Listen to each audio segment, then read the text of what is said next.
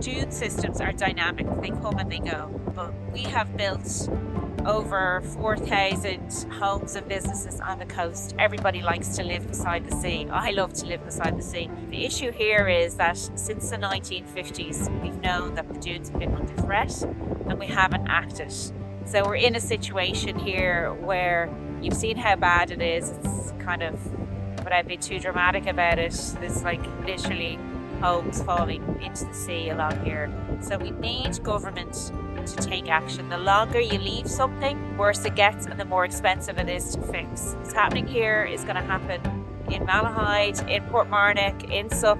It's going to work its way down the coast. There's absolutely no doubt about that. So what works here will work there. You just can't wait until it's too late.